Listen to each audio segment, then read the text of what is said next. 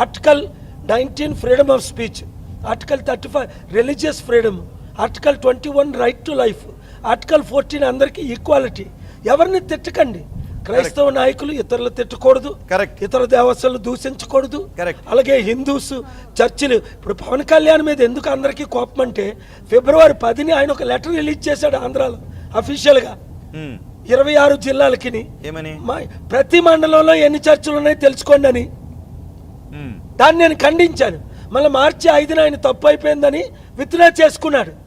మరి ప్రతి మండలంలో ఎన్ని చర్చిలు ఉన్నాయన్నప్పుడు ఎన్ని మందిరాలు ఉన్నాయి, ఎన్ని మాస్కులు ఉన్నాయని అంటే ఆయన ఓఎస్డి కే ఆనంద్ అంటే ఈ గొడవలు లేకపోను. ఆయన ఏదో చేసుకెళ్ళిపోతున్నాడు, ఏదో మాట్లాడుకొని వెళ్ళిపోతున్నాడు. ఓకే, కే పాల్ గారు సక్సెస్ అవ్వడు అంటే జీరో అయిపోయాడు. మీరు విశ్వశాంతి కోసం ప్రయత్నించినటువంటి వ్యక్తి, విశ్వశాంతి కోసం యుద్ధాలని ఆపి ఒక శాంతి మార్గాన్ని చూపించాలని మీరు ఎంతో పోరాటం చేశారు. నిజంగా ప్రపంచం మిమ్మల్ని గుర్తించింది. కానీ ఇలాంటి సమయంలో అలాంటి వ్యక్తిగా ఉన్న మీరు ఇలాంటి సమయంలో పోస్ట్ మార్టం రిపోర్టు ఇన్వెస్టిగేషన్ త్వరితగతిన రప్పించండి అని ఆ వచ్చే కొన్ని గంటలు వేచి చూస్తే బాగుంటుందా? మీరు కూడా కొన్ని రెచ్చగొట్టే వ్యాఖ్యలు చేస్తున్నారు అని కొన్ని విమర్శలు వస్తున్నాయి. లేదు లేదు, అవినీతి జరిగినప్పుడు ఎత్తి చూపించా. డొనాల్డ్ ట్రంప్ నా శిష్యుడు, క్యాంపెయిన్ చేశాను 2016లో, 94 నుంచి నా మీటింగ్లో అటెండ్ అయ్యా. కానీ ఆయన ఇండియా వచ్చినప్పుడు 2020 ఫిబ్రవరి 24 దాడులు జరిగినప్పుడు ఖండించినందుకు బైడెన్కు మద్దతు ఇచ్చా.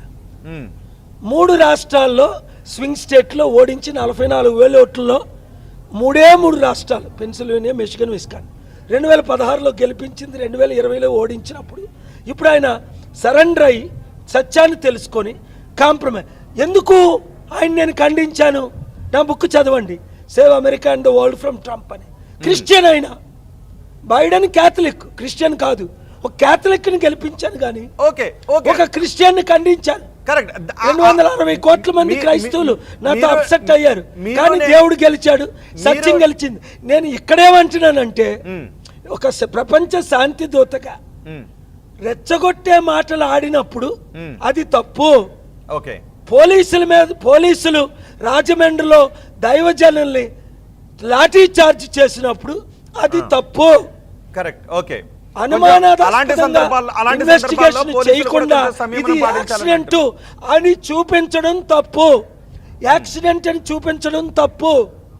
మిస్లీడింగ్ ఇన్ఫర్మేషన్ ఇవ్వడం తప్పు. పవన్ కళ్యాణ్ అలా మాట్లాడకూడదని తమ్ముడు నేను అడుగుతున్నా సామంగా. ఓకే, ఇక్కడ పోస్ట్ మార్టం రిపోర్ట్ రావడం నేను దూషించానా? ఓకే, పిచ్చి పిచ్చి వాగుడు వాగితే ప్రజలు రెచ్చిపోతారు. శాంతిగా మాట్లాడు. నేను ఎలా మాట్లాడుతున్నాను అలా మాట్లాడు. మీ బట్టలు పీకేస్తాం, నెక్కడిగా నడిపిస్తాం, చంపేస్తాం, సనాతన ధర్మం కొరకు చచ్చిపోతాను, 100 మంది నాకు చచ్చిపోయిన వద్దు, ఈ మాటలొద్దు. అంటే వేరే మతస్థుల మీద దాడి చేయండి అని పవన్ కళ్యాణ్ ఎక్కడ అనలేదుగా. అన్నారు అని పోర్ట్రేట్ చేసే విధంగా మీలాంటి వాళ్ళు మాట్లాడటం కరెక్టేనా?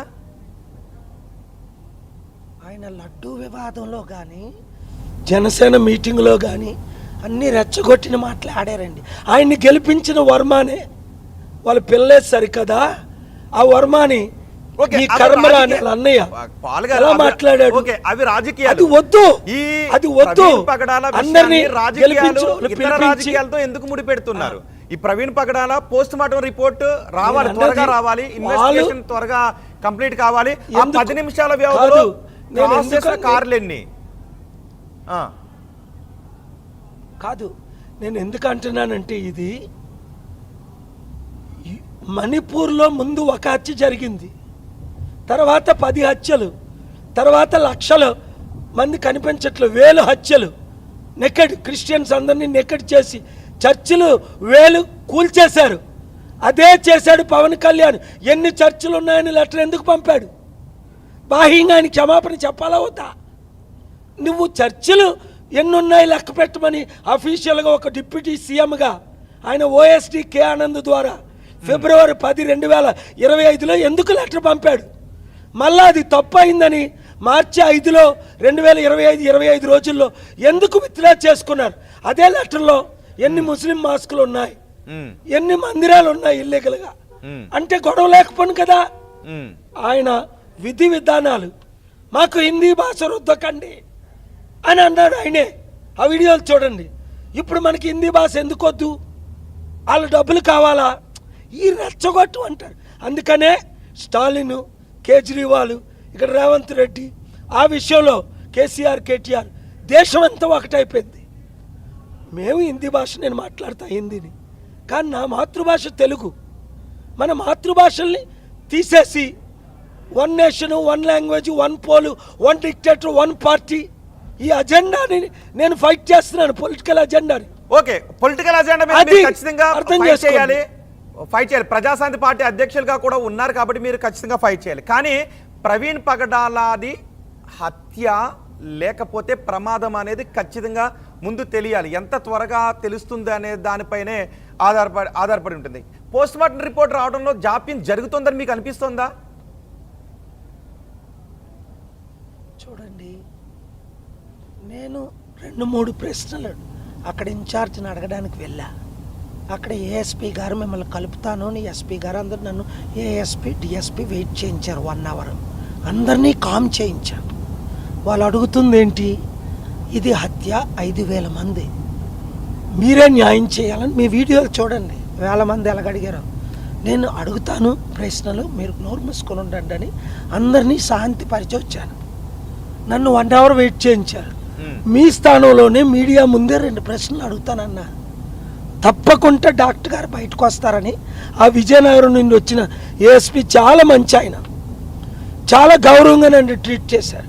మళ్ళీ ఆయనకు ఫోన్ కాల్ వచ్చే ఎస్పీ నుంచి ఆయనే చెప్పారు, మాకు ఎస్పీ నుంచి ఇన్స్ట్రక్షన్స్ ఉన్నాయండి, మీరు డాక్టర్లతో మాట్లాడకూడదని. మళ్ళీ ఆయనే చెప్పారు గంట ముందు, డాక్టర్లు బయటకు వస్తానన్నారు, వెయిట్ చేయండి అని అందరూ వింటుండగానే శాంతిగా అందరినీ వెయిట్ చేయించాను.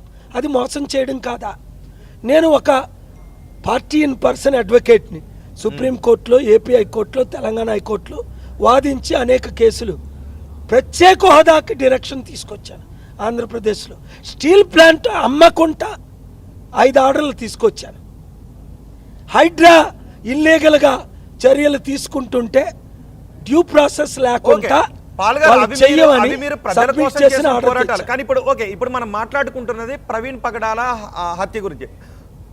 పాల్ గారు, మీరు అనుకుంటున్నారా పోస్ట్ మార్టం రిపోర్ట్ లో వాస్తవాలే బయటకు రాబోతున్నాయనే నమ్మకం ఉందిగా మీకు?